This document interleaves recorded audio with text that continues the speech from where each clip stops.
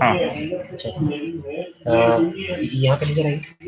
इसके बाद में सर ये जो हॉरिजॉन्टल हाँ स्लाइडर है ना, हाँ इसको हाँ, ऑफ और ऑन कर दें। ये करके ये ठीक है। अब वापस देखें मीट पे, अब देखिए 12 बच्चे जो थे हाँ वो हाँ अभी आ गए। ठीक अच्छा है ठीक, जैसे ऑफ ऑन करेंगे फिर दोबारा वो ऐड हो तो जाएंगे। ऐड होते हैं, अच्छा मतलब नई नई शीट बनती रहेंगी इस वक्त जितने बच्चे ठीक ठीक सेशन अटेंड कर रहे ठीक ठीक ठीक। Okay students, are you on? सब आ गए?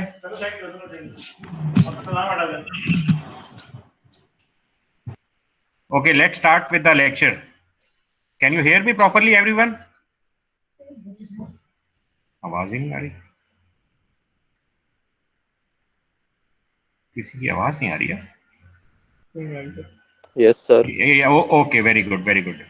ठीक है, आप लोगों ने सबसे पहले ये काम करना है कि चैट में अपना नाम और सीट नंबर सब लिख दें। Right your name and seat number in the chat yes please. Sir. Mics mics अपने बंद कर दें प्लीज, माइक्स अपने बंद कर दें।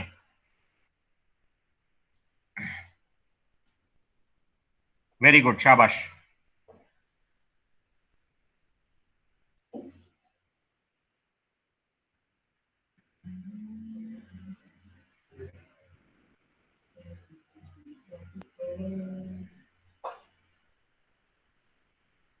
Okay, let's start with the work. Can everybody see the dot product? Please, anyone confirm? Yes sir. Okay, okay, let's start with. Okay, so very important thing, dot product. Okay, it is very important when you have two vectors to find the angle between them. Okay, so it is called as the dot product. Okay, so in 2 dimensions, these problems could be solved by trigonometry. Okay, so it is often difficult and easy way to 3 dimensions when you are basically have three different vectors in three axes. Okay, so what do you mean by a dot product? Basically, when you have a figure 2-41, vector A and vector B. Okay,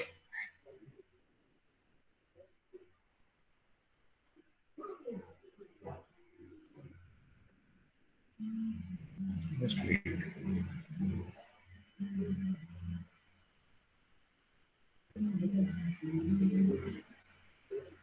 Okay, so you have these two vectors A and B. So if you want to have a dot product between these vectors, we will call it A dot of B. It will be equal to AB cos of theta. Okay, so this will be if I have two vectors and I say find the dot product between them, it will always be, it's a mathematical formula, A dot B is equals to AB cos theta. Here very important, theta must always be greater than 0 degree and less than equal to 180.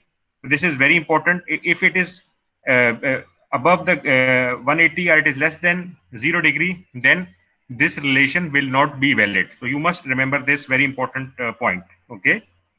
So the dot product is often referred to as the scalar product. Okay. And remember, since the result is a scalar, it will not be called as a vector. Okay. This is very important. Then there is some Cartesian vector formulation over here. If have these two vectors A, B, so this is vector A in Cartesian form and this is vector B in Cartesian form. And when we take their dot, see what happens, AXI into BXI, I dot I. So what do you say when those vectors have I dot I? It means that the angle theta between them is 0. And when the angle theta between them is 0, so cos of 0 is 1. So you see over here, AX BX I dot I plus AX BY I dot J. What happens? I dot J tells you that the angle I is some angle x-axis and J is always going to be 90 degrees to each other. And you know what is cos of 90? Cos of 90 will be 0. Okay, so this is a very important information. So when you take the dot product of these two vectors, you will be seeing A dot B as AX BX plus AY BY plus AZ BZ. Okay. And if you are interested in finding this angle, it will be theta is equals to, what is this angle if you have two vectors? So it will be cos inverse of where vector A dot B divided by magnitude of A and B. Okay. So this A and B in dark are vectors. These are the Cartesian vectors whose dot product you have taken. Okay. Now I have in the next slide, these are some very important points about the dot product. Okay, this is A dot B. We have derived this relation previously. This is their angle, and if you want to take a basically projection of this vector A along a line, so projection of vector A along a line will be vector A magnitude dot of unit vector along A. So when Mary will come, I will tell you this further. A very simple problem is shown you. Determine the length of the side BC of triangular plate.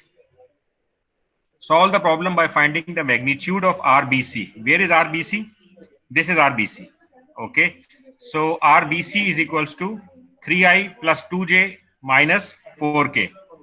So RBC comes out to be equals to under root of 3 square plus 2 square minus 4 square is equals to 5.39 meter. Okay. So this is B and this is C. Okay.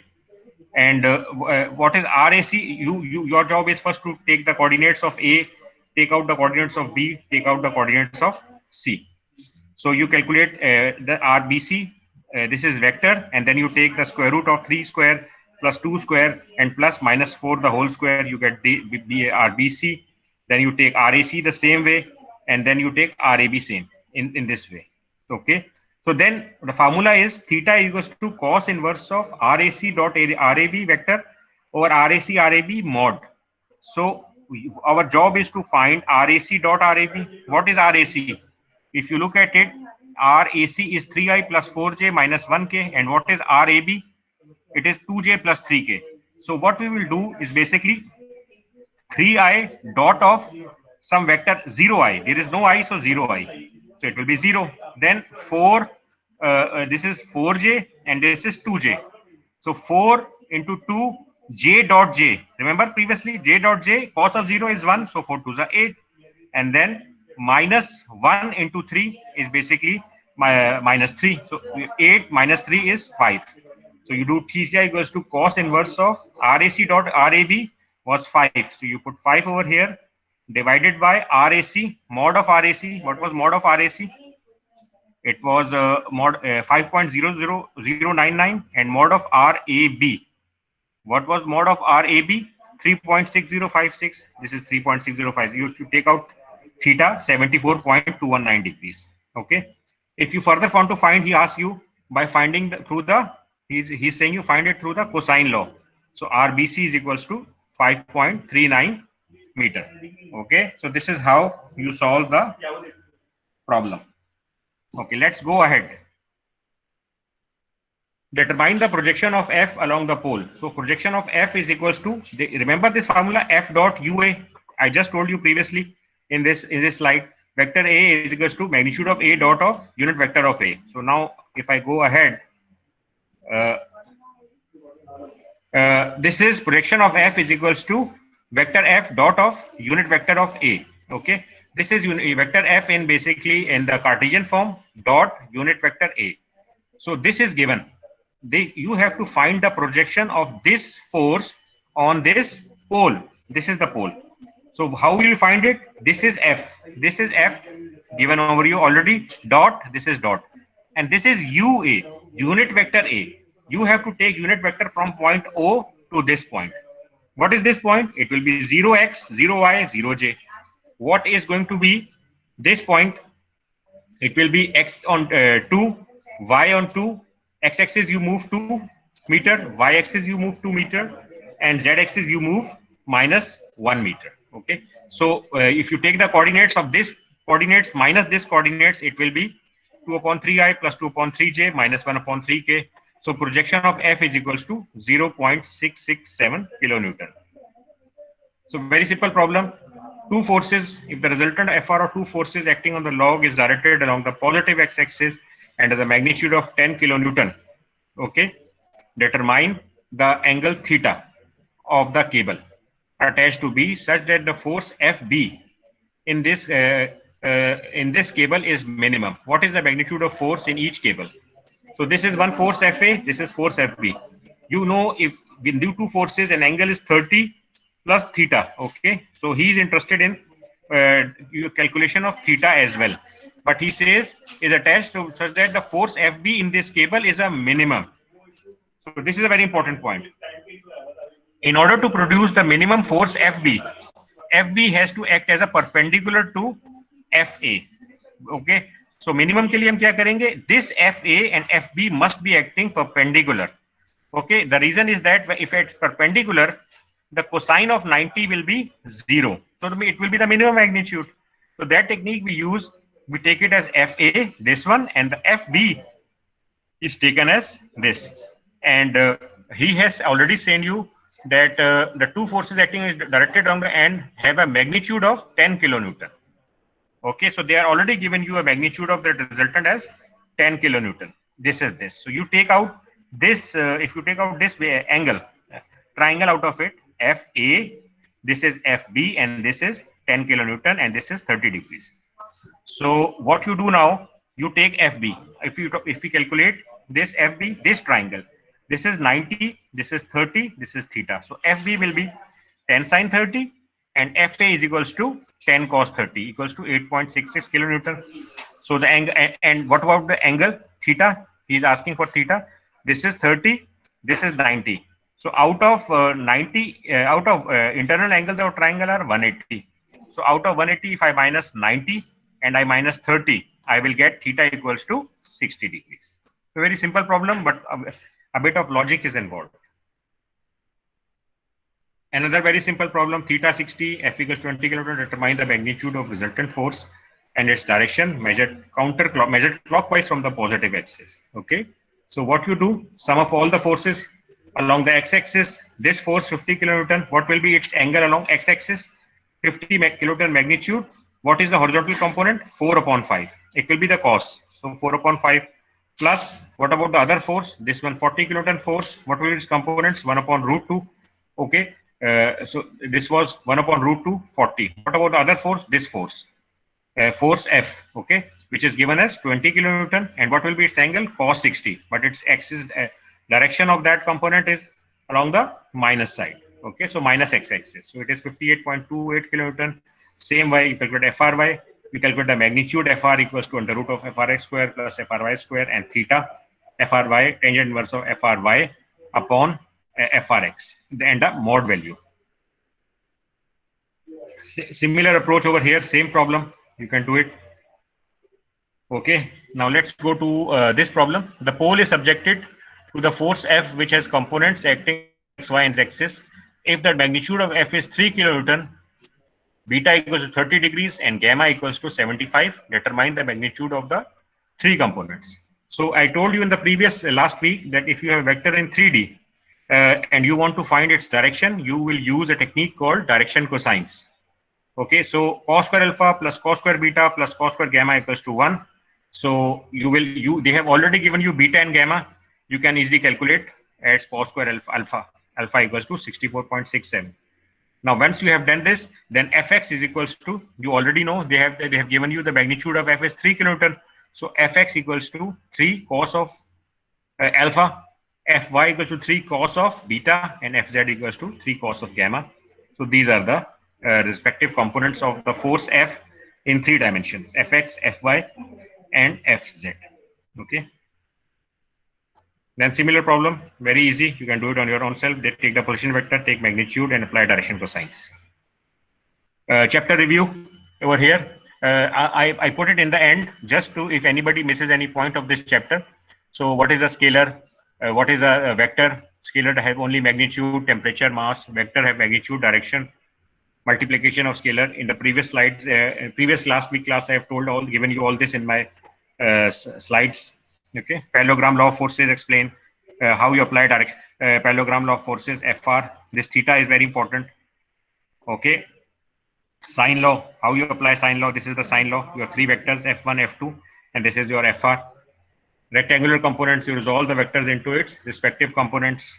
Cartesian vector, you have if a vector is expressed as vector F equals to fxi plus fyj plus fzk, it is termed as a Cartesian vector. Okay. And if you want to take a direction of this Cartesian vector, it will be vector F divided by its magnitude. So F has components fxi upon F, fyj upon F, fz upon k upon fz upon F, and the unit vector is k. And if you want to find the unit vector Also, another formula is cos alpha I plus cos beta j plus cos gamma k. Very helpful and very friendly formula. You can use this also, cos alpha I plus cos beta j plus cos gamma k. Okay. Okay. If you want to take a position vector, you take coordinates of this b minus a, gives you the position vector in 2D, or it can also give you in 3D. Dot product, I just told you today, a dot b equals to ab cos theta, ax bx plus ay by plus az bz, and theta equals to cos inverse of a dot b upon ab. So vector a equals to a cos theta into ua. These two problems I have given you.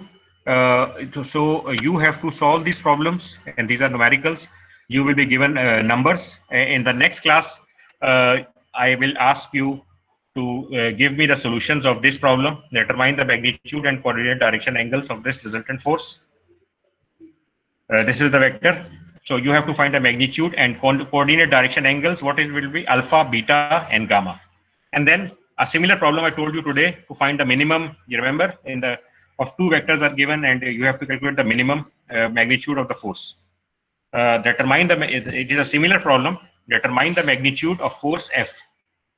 Force F is this, so that the resultant force of the three forces is as small possible. What is the magnitude of the resultant force F?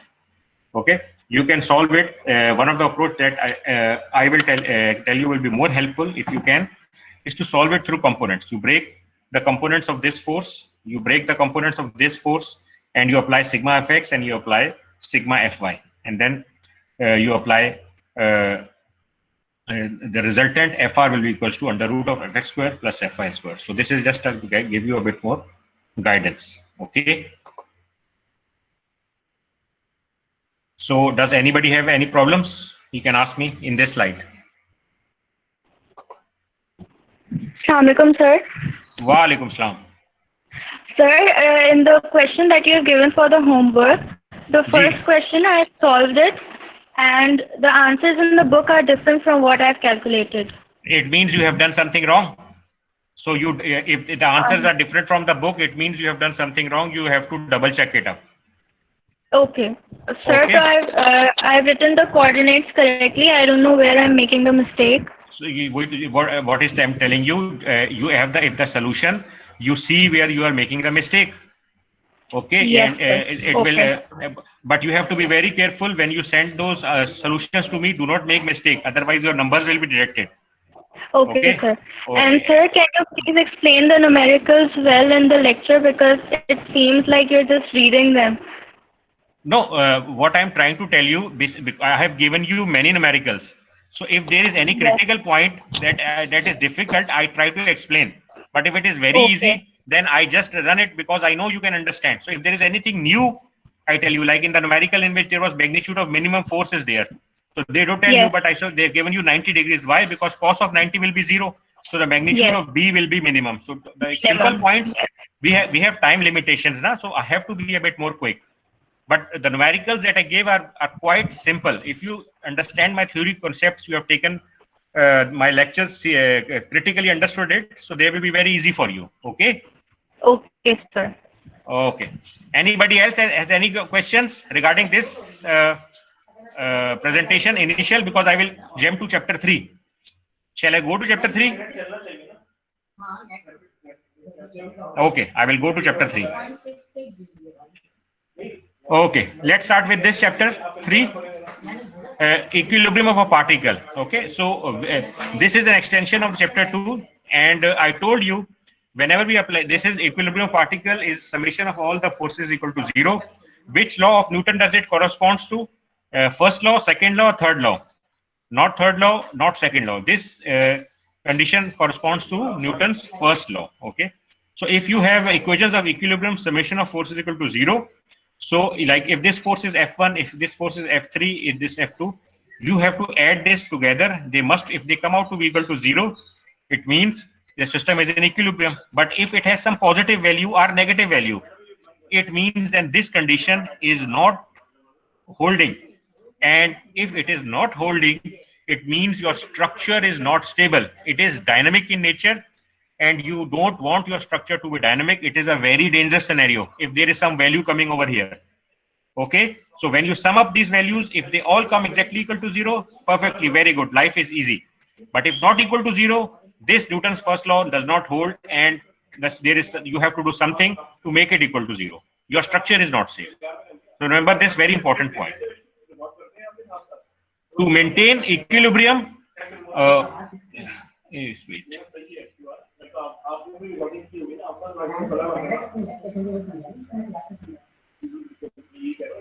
To maintain equilibrium, it is necessary to satisfy the Newton's first law of motion. Okay, this requires the resulting force acting on particle to equal to 0. See what I have said? This guy is also saying the same thing to us. Okay, let's go ahead. Equilibrium of particle explained. Let's go ahead. The free body diagram. Okay, the free body diagram I told you is very, very important. And if you in my first lecture last week, I told you if you draw the correct free body diagram, you have solved half of the numerical correctly. 50% number scored. If I give you 10 number numerical free body diagram drawn correctly, completely, and mathematically correct, then you have got 5 numbers. I will give you. That is so easy. Because if the free body is wrong, you take out do everything in the world, it will always be wrong. So the entire building you construct, if its foundation is not okay, everything is wrong. So you have to be very careful. So to apply the equilibrium, we must identify the knowns and unknowns acting on the particle. This can be done by isolating the particles. Just wait. This can be done by isolating the particles from its surroundings. This is called making a free body diagram. Now look, this is a system. This is a system. Make a free body diagram. So what we do is that basically this is our mass which is hanging. So when we cut this over here to over here, how would we implement it? This mass is acting over here. So if you look, this spring will have some tension. Hello sir, Assalamualaikum. Waalaikum salam. वो interruption था, लेकिन मुझे आपको बताना था कि मेरे पास messages आ रहे हैं और स्टूडेंट्स कह रहे हैं कि प्लीज न्यूमेरिकल्स उर्दू में एक्सप्लेन करो। यार उर्दू में एक्सप्लेन करूं? Yes sir. अच्छा चलो मैं कर देता हूं, कोशिश करता हूं उर्दू में एक्सप्लेन करने की, क्योंकि सर बहुत स्पीड में हो रहा है ना, तो हम लोगों को समझ में नहीं आ पा रहा है। अच्छा दोस्तों, अच्छा मैं करता हूं। ओके, अच्छा अब आप ये देखें। अच्छा मैं ऐसा करूंगा, मिक्स कर दूंगा, थोड़ा सा उर्दू थोड़ा सा इंग्लिश। ओके सही, कोई मतलब नहीं। ओके, मैं आपकी बात मान लेता हूं। अच्छा जी अच्छा ओके, नो प्रॉब्लम। अब ये देखें, ये स्प्रिंग लगा हुआ है दीवार के ऊपर, और ये बेसिकली आपके पास यहाँ पे ये दीवार है, फिक्स्ड है, और यहाँ से ये आपने वेट लटक रहा है। जब ये लटक रहा है तो इसको मैं कह सकता हूँ इस m इंटू जी वेट की डायरेक्शन क्या होगी? नीचे। और इस स्प्रिंग के अंदर टेंशन कहाँ होगी? ऊपर। तो इसका एफबीडी क्या बनेगा? ये बनेगा, ये दिस इज द एफबीडी। सबको नजर आ रहा है? टी और वेट नीचे, सो टी ऊपर है, डब्ल्यू नीचे, ठीक है ना? तो ये आपके पास बन गया। इसको अब रिप्रेजेंट कैसे करेंगे? ये टी जो होगा इसको हम कहेंगे एफ एस, और वेट को कहेंगे एम जी। और एफ एस क्या होता है? के इंटू एस। ओके, सो ये आपके पास आ गया। अब मैं आपसे कहूंगा इसके ऊपर अगर हम क्या कहते हैं एफबीडी, अब वो अपना सिग्मा एफ आई अप्लाई करें इस सिस्टम के ऊपर। एक मिनट,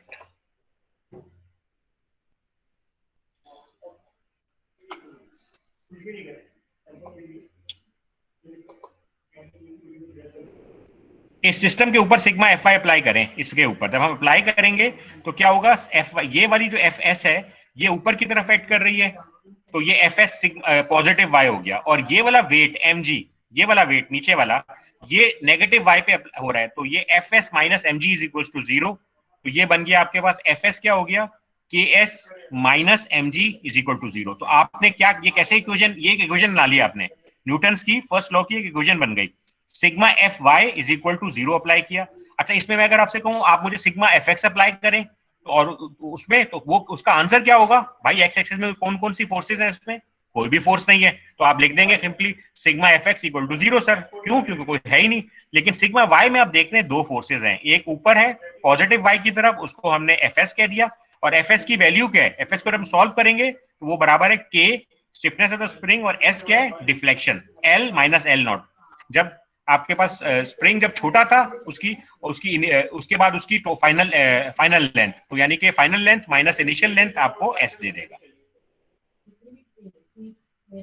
फिर आपके पास ये होगा सिस्टम के अंदर आपके पास डिफरेंट किस्म की केबल्स एंड पुलीज लगी हुई होती हैं। अगर आप गौर से देखें, ये क्या हो गया, अगर आप देखें तो सिस्टम में आपके पास केबल्स भी हैं। ये यहाँ पे आपके पास आ गया, ये क्या है, एक केबल है, ये आपके पास केबल जा रहा है यहां से यहां तक, और ये किसके ऊपर जा रहा है, ये गोल सा क्या है, दिस इज अ पुली। इस पुली के ऊपर ये रन कर रहा है, यहाँ उसका वेट जी नीचे ऐड कर रहा है, और यहाँ पे टेंशन आ रही है केबल के अंदर, ठीक है ना।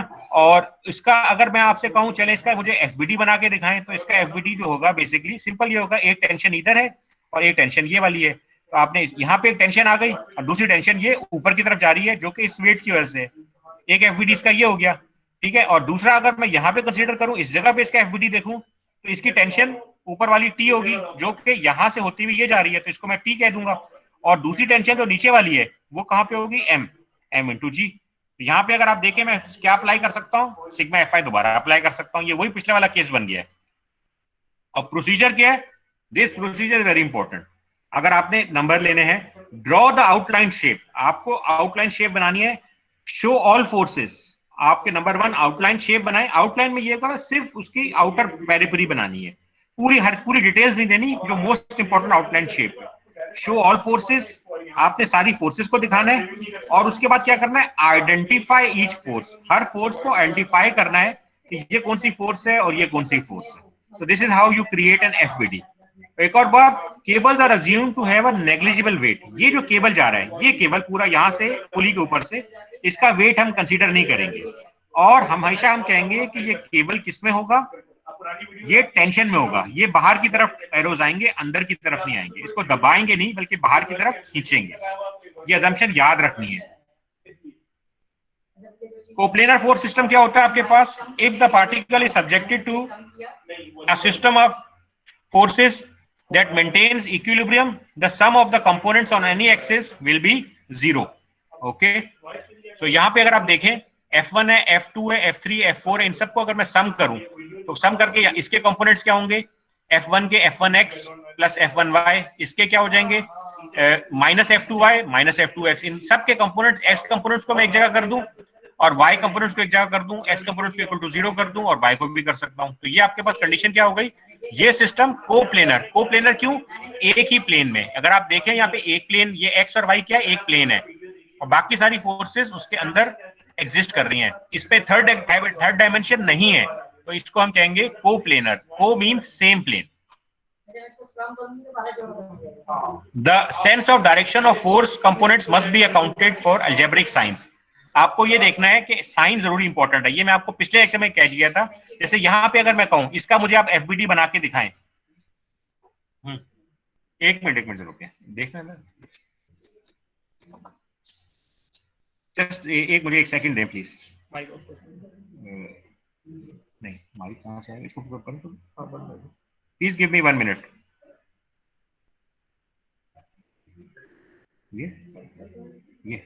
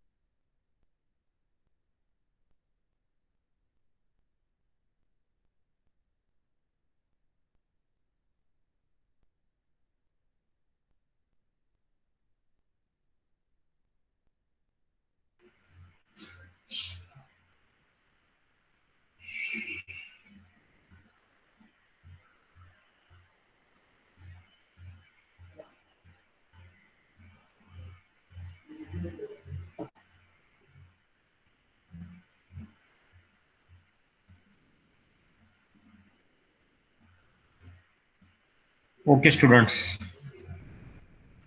ओके सो ये हमने यहाँ पे क्या किया है, the sense of direction of force components must be accounted. अब मुझे आप बताएं इसका एफबीडी बनाना है, इसका अगर हमने एफबीडी बनाना है तो ये आप देखें, ये एन टी की डायरेक्शन क्या है, F sigma F x apply करूं, टी पॉजिटिव एक्स पर है तो मैंने इसको प्लस टी कर दिया। ये एन किस एक्स पर है, प्लस एक्स पे नहीं, ये माइनस एक्स पे, तो ये बन गया T minus N equal to 0, तो सिग्मा एफ एक्स हो गया। अब मैं आपसे कहूं ये वाला सवाल ये करें, इस पे अप्लाई करें, इस पे आप एक, इस पे तो हमने सिग्मा एफ, इसमें एफ आई क्या होगा, 0 होगा। अब यहां अप्लाई करें, यहां पे जब मैं अप्लाई करूंगा तो ये क्या होगा, ये टी ए है, तो ये बन गया आपके पास, इसका अगर हम सिग्मा एफ आई करें तो इसका वर्टिकल कंपोनेंट क्या होगा, T A sine theta plus T A sine theta, और इस टीबी का वर्टिकल कंपोनेंट क्या होगा बताइए, ये रहा टीबी साइन थीटा। और सिग्मा एफ वाई पे ये वेट किस प्लस वाई पे ऐड कर रहा है या माइनस वाई के ऊपर ऐड कर रहा है, ये माइनस वाई पे, तो ये बन गया minus W is equal to 0। अब आप आ जाए sigma F X equal to 0, sigma F X जब अप्लाई करेंगे तो आपका क्या बन जाएगा, ये वाला टीबी का एक्स एक्सिस पर क्या है, टीबी कॉस थीटा, और ये वाला टी ए का एक्स एक्सिस पे क्या है, T A cos theta, T A cos theta, लेकिन ये वाला कंपोनेंट क्या प्लस एक्स पे लाई कर रहा है, इसका सेंस नहीं, इसका सेंस यहां पे ऐड कर रहा है नेगेटिव एक्स पे, तो मैं क्या कर दूंगा, टी ए कॉस थीटा के साथ माइनस लगा दूंगा इज इक्वल टू 0। अब आपके पास दो इक्वेशंस बन गई। अब दो इक्वेशंस बन गई तो जब भी सवाल आएगा उसमें आपके पास दो अननोन्स होंगे। अगर फॉर एग्जांपल आपको मैं थीटा डिफाइन कर दूं 30, तो आप टी ए और टीबी दो इक्वेशंस है, दो अननोन्स है, आराम से सॉल्व कर लेंगे। ठीक है, तो ये एक अच्छा प्रॉब्लम था। अच्छा, अब आ गए real world systems, 3D force systems. इसके अंदर अगर आप गौर से देखें तो आपके पास जब भी फोर्सेस 3D में होंगी तो आपके पास एक्स वाई के अलावा जेड भी आ जाएगा, F1 F2 F3। तो अब आपको जब हम अप्लाई करेंगे न्यूटन फर्स्ट लॉ तो ये बन जाएगा sigma F X I plus sigma F Y J plus sigma F Z K, तो ये हमने इसको ये कर दिया, sigma F X equal to 0, sigma F I equal to 0, sigma F Z equal to 0 as per Newton first law. अगर ये कहता 2D होता तो सिग्मा एफ जेड गायब हो जाता, सिर्फ एफ एक्स और एफ वाई रहता। फिर equilibrium of particle, Newton first law of motion, एक सिंपल सा प्रॉब्लम है, ये मैंने आपको जस्ट आपकी नॉलेज और बढ़ जाए तो इसीलिए मैंने आपको बेसिकली ये सवाल दिया था। Newton first law of matric से 8वीं से क्लास से पढ़ते हुए आ रहे हैं, आपको पता है क्या है, ये एक सिंपल प्रॉब्लम है, इसको आप देख लीजिएगा। ये टेंशन 100 पाउंड ऊपर है, ये नीचे है, आपको एक्सप्लेन करने के लिए। तो जरा हम मुश्किल प्रॉब्लम पे आते हैं। चले एक मुश्किल प्रॉब्लम देखते हैं। ये कह रहा है अब आपको find the tension in member B A and B C. आपके पास एक मेंबर है बी, ये बी है, बी ए और बी सी आपके पास, और उन्होंने आपको क्या कहा हुआ है, एंगल्स दिए हुए हैं और आपको उसको सॉल्व करना है। ठीक है ना, ये ए बी का एंगल क्या है, 3, 4, 5 दिया हुआ है, और इसके बाद बीसी का एंगल कितना है दिया है, 45। ये हमने क्या किया, अच्छा आप मुझे आप बताएं, ये मैंने क्या किया इस सिस्टम को देखते हुए, ये मैंने क्या किया, आधे नंबर अपने ऐसे ही हासिल कर लिए। अगर ये 10 नंबर का सवाल है, मैंने कहा ये टी ए बन गया, ये टी सी बन गया, और ये टी बी बन गया, और ये एंगल्स डिफाइन कर दिए आपके, T A T C T B, X axis Y axis. अगर 10 नंबर का सवाल है, करेक्ट एफबीडी बना दिया, 5 नंबर मेरे जेब में आराम से आ गए। अब मुझे आगे चलना है बाकी 5 नंबर के लिए। अब मैं क्या करूंगा, अगर मैं इसका ये अप्लाई करूं सिग्मा एफ वाई के पॉइंट ऑफ व्यू से, तो टी बी आपके पास जो होगी, बी में टेंशन यहाँ पे ऊपर होगी और वेट कहाँ होगा, नीचे, ये तो मैं आपको लास्ट टाइम बताया था। तो T B comes out to equals to M G, T B is equals to M G कह दें, या T B equals to W, एक ही बात है। अच्छा, मास उन्होंने कितना दिया है आपको, 60 kg, तो ये बन गया 60 इंटू जी, आपके पास ये इसका टेंशन बन गई, किसमें, इस केबल में टेंशन क्या आई, 60 इंटू 9.81। अब मुझे क्या करना है, ये ए और सी को sigma F X F I पे अप्लाई करना है। ये वही फिगर आ गई आपके पास, अप्लाई करें सिग्मा एफ एक्स। जब मैंने सिग्मा एफ एक्स अप्लाई किया, टी सी कॉस 45 ये रहा। उसके बाद इस पे आ जाए आपके पास दूसरा वाला टीए का एक्स कंपोनेंट क्या होगा, 4/5, ये कॉस थीटा बन गया ना, ये कॉस 4/5 कॉस थीटा, तो ये बन गया 4/5 इंटू टीए। और ये आपके पास इसकी डायरेक्शन क्या होगी, यहां पे आप देखें, इट विल बी माइनस।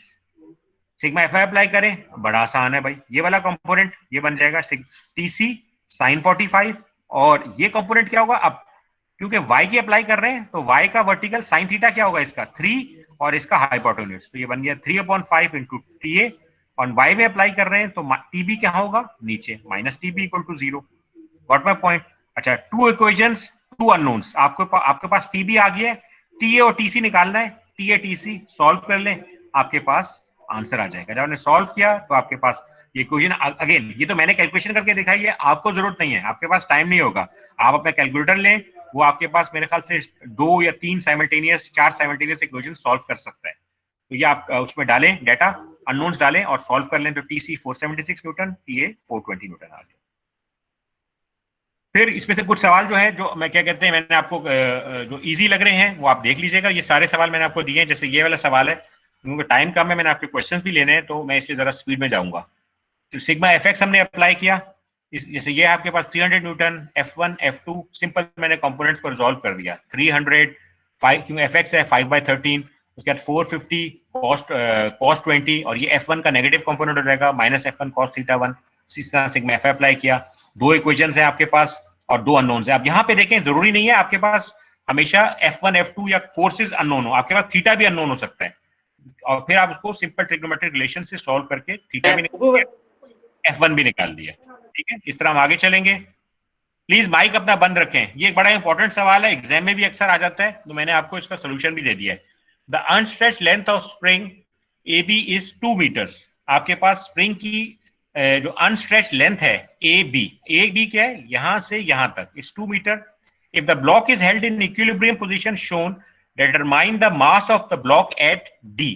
आपको क्या निकालना है, इस ब्लॉक का मास निकालना है। अच्छा, अब आपको डरने की उसमें जरूरत नहीं है, बड़ा मुश्किल से लग रहा है, सिंपल स्प्रिंग है, और स्प्रिंग की मेन इक्वेशन आपको पता है क्या है, F is equals to KX या F is equals to KS, एक ही इक्वेशंस होंगी। सर प्रेजेंटेशन नहीं आ रही, आपकी वीडियो आ रही है सर। आवाज नहीं आ रही मेरी? सर स्लाइड्स नहीं आ रही, स्लाइड्स। अच्छा, मैं देखता हूं दोबारा, 1 मिनट रुकें, मैं तो I will come, just give me a second.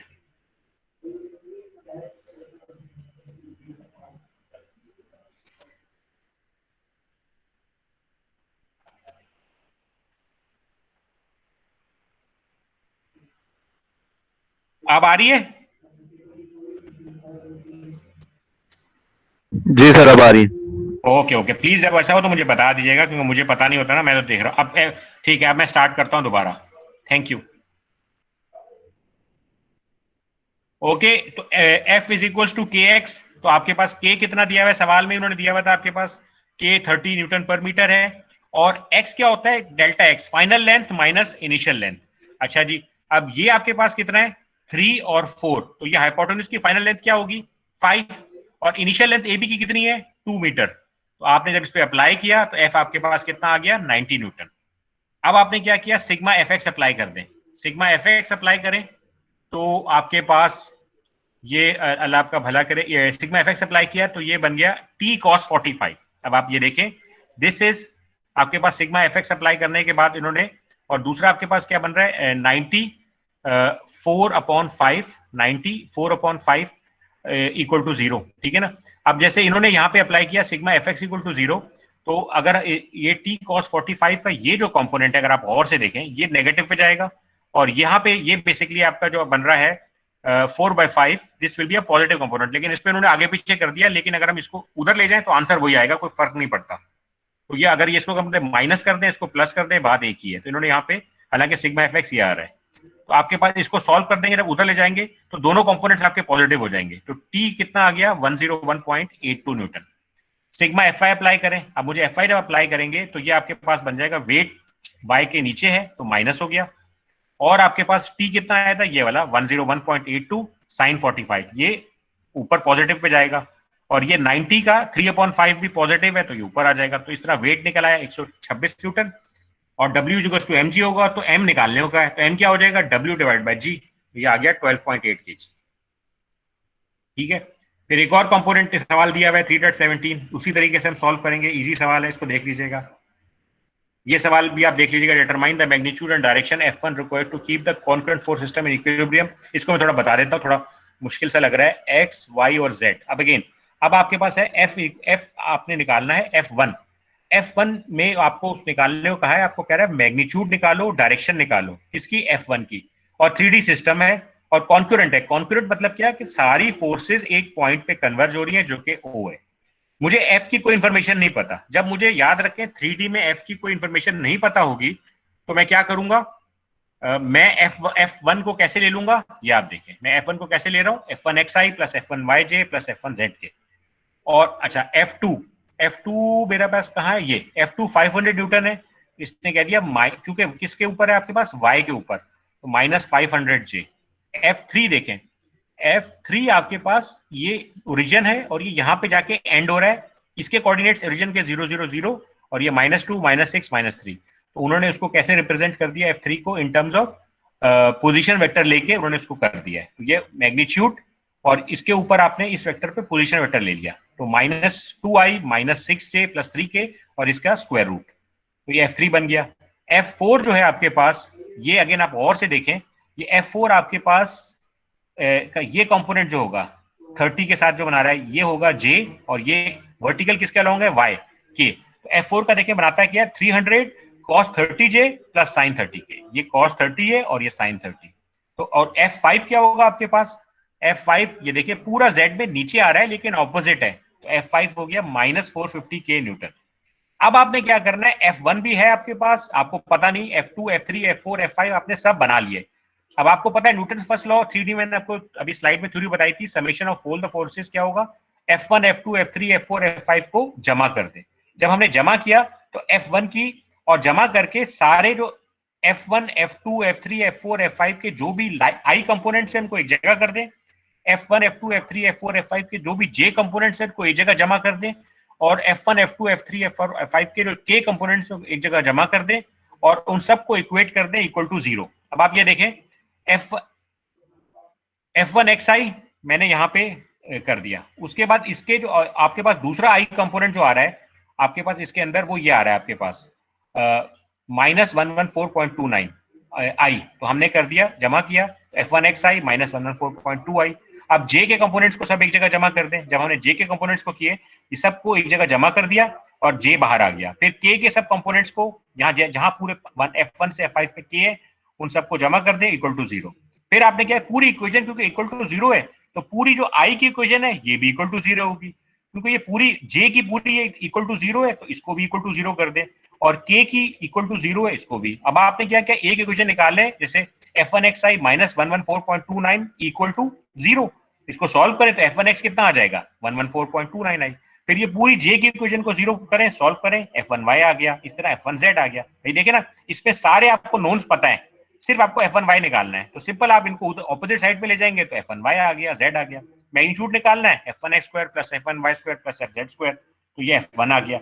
अब आपने निकालना है इनकी डायरेक्शन कोसाइंस, क्यों, क्योंकि F1 किस में था, 3D में था। हमने F1 को क्या कहा था, F1 xi F1 yj F1 z के। F1 आपने निकाल लिया 608 न्यूटन, इसका मैग्नीट्यूड आपके पास आ गया, लेकिन इसका x कंपोनेंट क्या है, x कंपोनेंट ये रहा F1x 114.29, इस F1 का x कंपोनेंट पे क्या एंगल होगा, तो आपने कहा alpha equals to cos inverse of F1x upon mod of f, ये 79.2। इस तरह बीटा निकाल लिया 16.4, गैमा क्या होगा F1z अपॉन F1, ये आ गया। फिर एक और सवाल है, बहुत सिंपल है उसके मुकाबले में, इसको आप देख लीजिएगा, वेरी इजी, मैंने आपको दिया हुआ है। फिर ये एक और सवाल है, इसी बिल्कुल जो मैंने लास्ट सवाल किया था बड़ा वाला, ये उसी तरह किस्म का है, इसको सॉल्व कर लीजिएगा। फिर ये मैंने एक सवाल आपको दिया है, ताकि इसके बाद मैंने एक आंसर प्रॉब्लम दिया है, तो इसको आप समझ लीजिएगा। इसमें खास पॉइंट जो बताना चाह रहा हूं कि यहाँ पे 2 सिस्टम्स इन्वॉल्व हो रहे हैं इस सवाल में। If the bucket weighs 50 pounds, determine the tension developed in each of the wires. अब आप देखें यहाँ पे एक कोऑर्डिनेट सिस्टम नहीं है, बड़ा मुश्किल है, यहाँ भी केबल, यहाँ भी केबल, यहाँ भी केबल, यहाँ भी केबल और यहाँ वेट लटका हुआ है। इसको सॉल्व कैसे करेंगे, हम पूरे एक साथ सॉल्व नहीं कर सकते। हम पहले एक देखें, ये रिंग्स, 2 इंपॉर्टेंट रिंग्स यहाँ लग रहे हैं जहाँ पे सारी फोर्सेज डिस्ट्रीब्यूट हो रही है।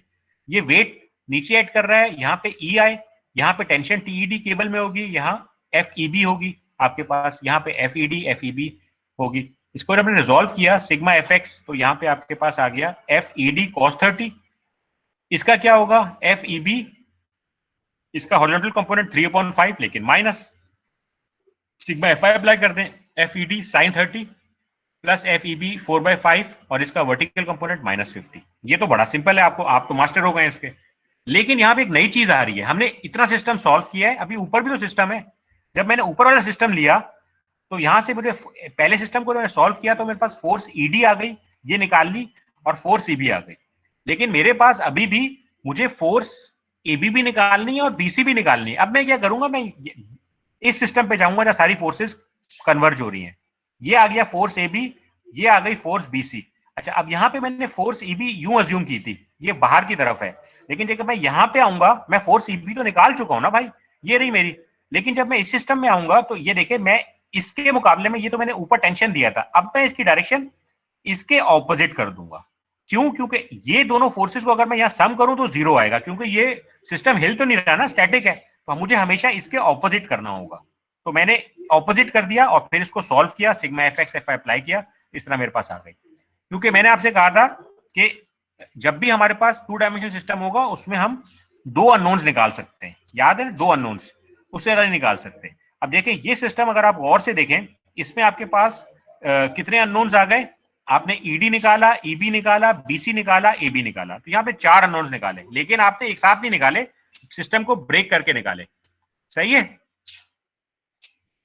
अच्छा जी, ये आ गया आपके होमवर्क प्रॉब्लम। अब आपका इस हफ्ते काम बढ़ रहा है, मैंने आपको एक हफ्ता बिल्कुल रिलैक्स दिया है, ये आपको करने घर पे। इस किस्म का मैंने सवाल अभी, ये जो आपका सवाल है मैंने आपको कराया है, ये आपको खुद करना है। फिर ये एक 3 डायमेंशनल सवाल है, इसको आपने सॉल्व करना है। Bucket contents total with 20 pound, determine the force in supporting cable DA, dB and DC. ये आपको करना है घर पे। फिर एक और सवाल दे दिया है, determine the force in cable AC and AB needed to hold a 20 kg ball in equilibrium. F की वैल्यू दे दी है और डी दे दी है, आपको सॉल्व करना है। फिर अगेन ये बड़ा इंपॉर्टेंट होता है, जो बच्चे अगर कोई चीज मिस कर दें, ये चैप्टर को आप दोबारा आपने रिवाइज करना है जल्दी जल्दी से, तो आप चैप्टर रिव्यू ये कर सकते हैं कि पार्टिकल इक्विलिब्रियम क्या होता है, sigma all force equal to 0, 2 dimensions क्या होती हैं, sigma F X equal to 0, 3 dimensions F X F five F Z equal to 0 हो सकती है। तो विद दिस हम अपना ये चैप्टर 3 का आज फिनिश कर देते हैं, ठीक है? अब किसी को कोई सवाल है तो इससे पूछ ले चैप्टर 3 का। Sir. वालेकुम सलाम। Sir, sir, my name is Haris. I'm your implement student. Sir, I have a ji. question on page number 11, question 3-7. एक minute, page number, slide number 11 कह रहे हैं ना? ये वाला? जी sir. हाँ हाँ, आ गया, जी sir, बताइए। this one. Yes sir, question जी ना। 3-7. Sir, in this I just need to ask that how did you derive those angles? That is 48.31 and second is 60.95, and then you use those angles in the formula. So I just need to ask that how did you calculate those angles? And हाँ, it's a bit confusing there. Okay, no problem. अब आप ये देखें, ये force आपके पास ये आ रही है, इसकी डायरेक्शन ये है, ठीक है? इसका इन्होंने मैग्नीट्यूड दिया हुआ है 3.5 किलोन्यूटन। अब आपको मुझे एक बात बताएं कि ये आपके पास एंगल कितना है? This is 400 millimetre and this is how much? 90. This is 400 millimetre, this is 450। अब आपका Yes, यहाँ पे जो आप एंगल निकालेंगे, जो आप ये एंगल निकालेंगे, वही आपके पास ये वाला एंगल होगा, ठीक है? तो इसमें आप ये वाला एंगल सॉल्व कर लें तो वो आपके पास ऑटोमेटिकली ये वाला एंगल होगा, ठीक है? और इसको यू भी कर सकते हैं, अगर आप ये वाला न्यूमेरिकल ये एंगल निकाल लें, ये 90 हो, और ये एंगल अगर आप निकाल लें तो ये पूरा कितना होगा? 90 होगा। तो आप उसमें से माइनस करें तो भी वही एंगल आएगा, ठीक है? और जो आपने एंगल निकाल लिया तो ये basically this is the angle, क्योंकि एंगल एक्स एक्सिस से होगा, इसलिए हमने ये वाला निकाला है। सही है? Is it clear? So sir, how did you get those in the decimal places? Because if we minus from 90 degrees, so it won't become in decimal. अगर नहीं भी आ रहा Like if तो you अगर use those, like if you use the formula for to finding it, it would be better if you tell me. हाँ, अगर आप चाहो तो उसको आप होल नंबर्स में कर लो। 48.37 को अगर सिग्निफिकेंट फिगर आप लगाओ तो 48 भी आप कर सकते हो, that's not a problem. All right, sir. All right. ठीक है? Thank any you other so much, sir. Question? Okay, no problem. और किसी बच्चे को कोई सवाल है इस चैप्टर 3 से रिलेटेड तो मैं बता दूंगा, बिकॉज हम टाइम से ऑलरेडी ऊपर हो चुके हैं। Any questions? Anyone has any questions? Please ask me. Is everybody with me? सबको समझ आ रहा है? कोई प्रॉब्लम तो नहीं है? हाँ भाई, CR, where is the CR? बात करो CR.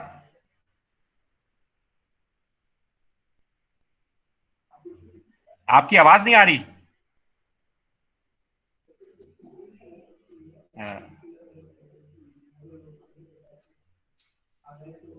Yes, is it clear to everyone? Okay, very good, I can C.